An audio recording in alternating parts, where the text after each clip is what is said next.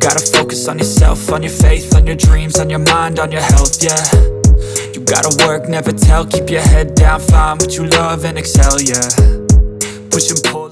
Xiaomi is one of those brands where I always tell myself I shouldn't take Leigen's hype too seriously. Yet somehow every year I still convince myself to give it another shot. Maybe this time it'll be different. And just like most Xiaomi fans, I keep my expectations sky high year after year, only to end up disappointed again. But this time, surprisingly, it didn't flop. In fact, it went in the opposite direction and became the most expensive Xiaomi phone ever. That Leica exclusive zoom ring, honestly, it felt like a slap in the face. A quick shout out to my tech partner from China for sharing this video. A big thank you for making this possible. Hey everyone, it's Maiky from techmaiky. If you love staying updated with the latest gadgets, make sure to subscribe and hit the notification bell so you never miss out on our exciting tech content. When you hold the phone, even a tiny shake can cause the zoom ring to make a metallic rattling sound. During normal use, if your index finger brushes against the edge of the lens, you might hear that same metal-on-metal noise, which is genuinely annoying. This clearly wasn't by design. Some units have it, some don't. So whether your Xiaomi 17 Ultra Leica Edition has this issue really comes down to luck. Putting aside the common problems of looseness and rebound, how good is the zoom ring itself? At best, it's only slightly better than Apple's shutter button.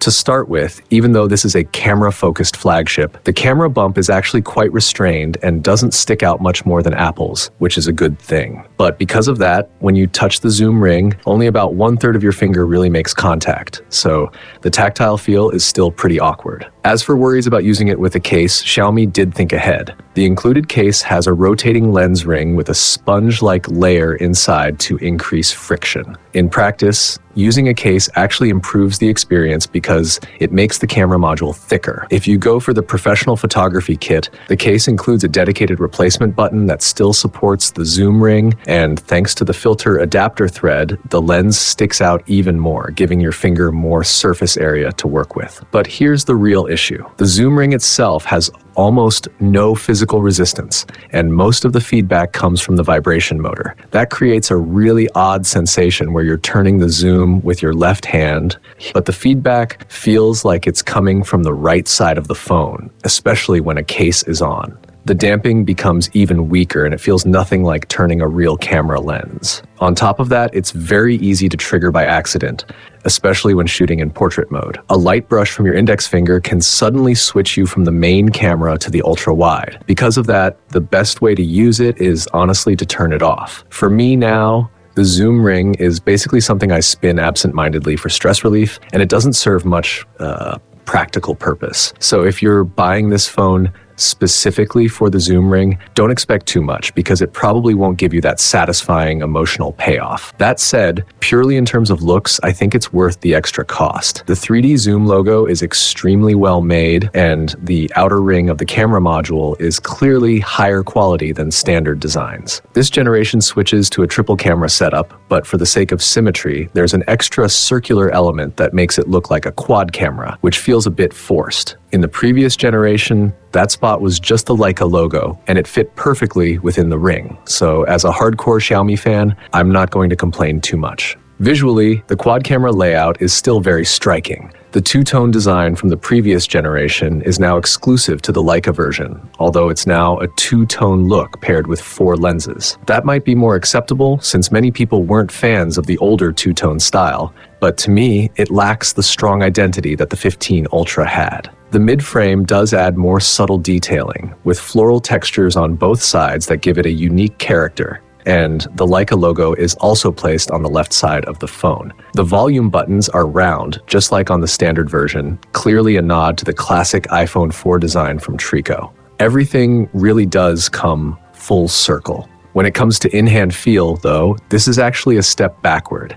Even though the Leica Edition is the 17 Ultra and slightly thicker than the regular version, it's still noticeably thinner than the 15 Ultra on paper. But when you put them side by side, the 15 Ultra actually looks slimmer and feels slimmer too, thanks to the curvature of its frame, back panel, and display. The 17 Ultra uses a completely flat, right-angled frame and a large flat screen, which makes it less comfortable to hold compared to the previous Ultra. On top of that, the screen has grown to 6.9 inches, pushing the body width to 77.6 millimeters, so one-handed use becomes a real challenge. The upside of the larger body is that your fingers are less likely to accidentally touch the edge of the camera module, which is one of the few handling improvements here. Moving on to the camera system, Xiaomi has finally dropped the dual telephoto approach from the previous generation and replaced it with a 1.4-inch sensor, offering continuous optical zoom from 3.2x to 4.3x. In theory, this works like a real camera zoom lens, delivering lossless quality throughout that range. The problem is that the total zoom range is only 1.1x, so the difference in image quality across it is minimal. It's also not a fixed aperture lens.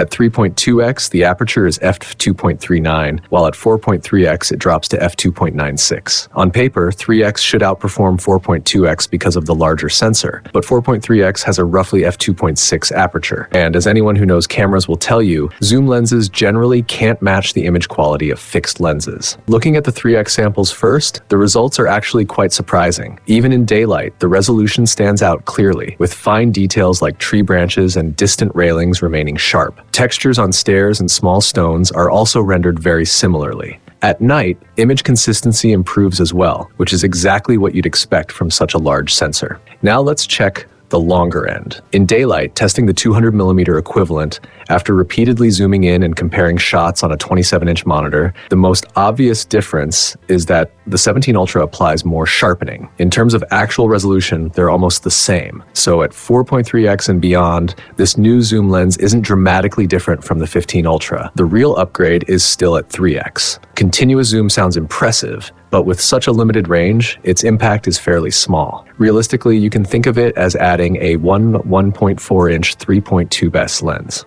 Macro capabilities have also been gradually reduced over the years. The 15 Ultra already removed the variable aperture and the dual telephoto macro, leaving only 3x zoom and a macro mode. Even though it could focus as close as about 10 centimeters, the 17 Ultra's minimum focusing distance is around 30 centimeters, which limits creative flexibility even more. It really makes you wonder what feature will be cut next.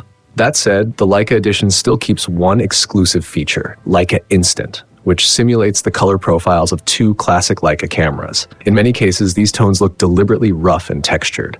I especially enjoy the black and white film-like look inspired by the M3. Compared to Leica Vivid and Leica Classic, the M9 style color profile looks dramatically different, almost like it was shot on an entirely different phone. However, in poorly lit indoor environments, these modes can sometimes produce a greenish tint, so it's best to use them in good lighting conditions. This time around, there's also a really fun automatic composition feature.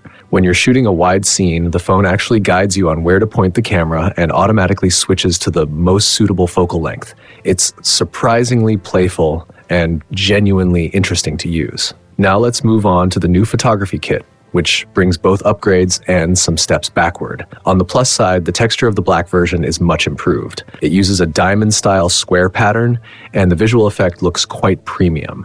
The thumb grip area is now fully integrated into the design instead of being a separate add-on like before, so there's no longer that loose, wobbly feeling. That part is solid this time, but as anyone familiar with Xiaomi knows, it wouldn't really be Xiaomi without a few questionable choices. This time, they swapped the positions of the shutter button and the parameter dial, which makes the shutter button slightly off-center. In actual use, you'll need a moment to locate it by feel. You can press it with your knuckle, but honestly, it feels a bit awkward. These are small annoyances though. The bigger issue shows up when you use the photographer's shadow mode for vertical shots. In that mode, the phone is physically upside down. Some UI elements display correctly, but all the shooting modes are flipped upside down. Filters look fine at first glance, but once you tap them, everything becomes chaotic. The small preview window for photos appears normal, yet when you click it, that too is upside down. What's worse is that this problem has existed for multiple generations, including the previous one. It's hard to believe no one noticed, because anyone actually using the product would run into this immediately.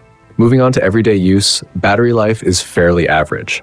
If you're outdoors using 5G a lot, you can expect around 5 to 6 hours of screen on time. With a more balanced mix of Wi-Fi and 5G, it stretches to about 7 hours. Screen brightness tops out at just over 1,000 nits. At higher brightness levels, the experience is comparable to Apple's, but at lower brightness in slightly sunny conditions, the display can feel a bit washed out and less clear. As for the software, many people claim HyperOS 3 is a huge leap forward. Having used around 10 Xiaomi phones over the past year, my takeaway is that every Xiaomi device feels different. The 17 Ultra is noticeably smoother than its predecessors, but it still falls slightly behind systems like OV and HarmonyOS.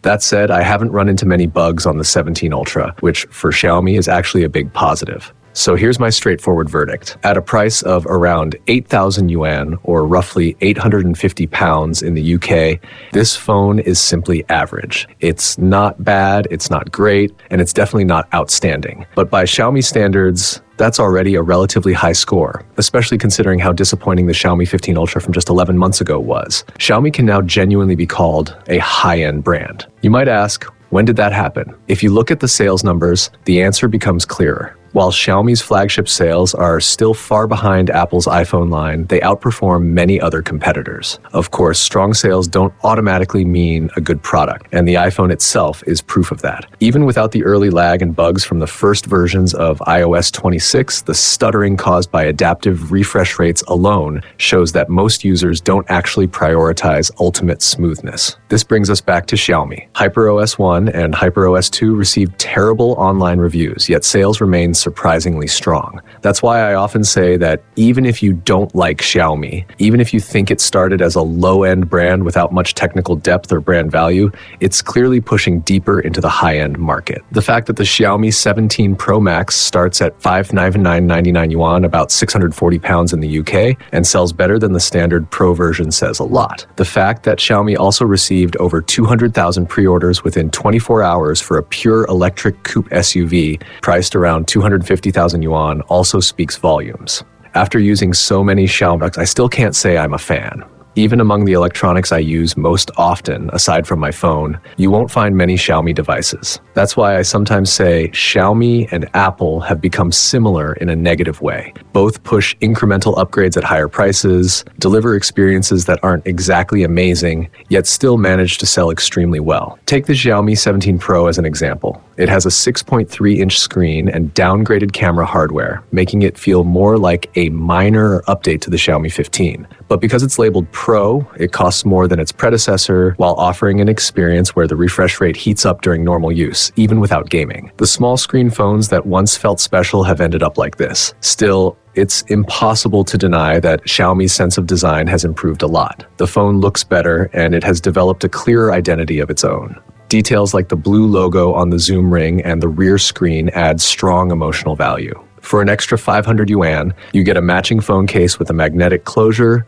a metal blue logo lens cap, and a lanyard attachment. Just the official magnetic case alone is worth 199 yuan, and considering Apple charges around 500 yuan for a single case, Xiaomi even makes you feel like you're getting a bargain. So when a Xiaomi phone priced as high as 8,000 yuan, or around 850 pounds in the UK, still sells well, don't you think there has to be a reason? Isn't that in itself a sign of brand value? And with that, we'll wrap up this video. I hope it helps you make your decision. Don't forget to like, comment, and subscribe, and I'll see you in the next one.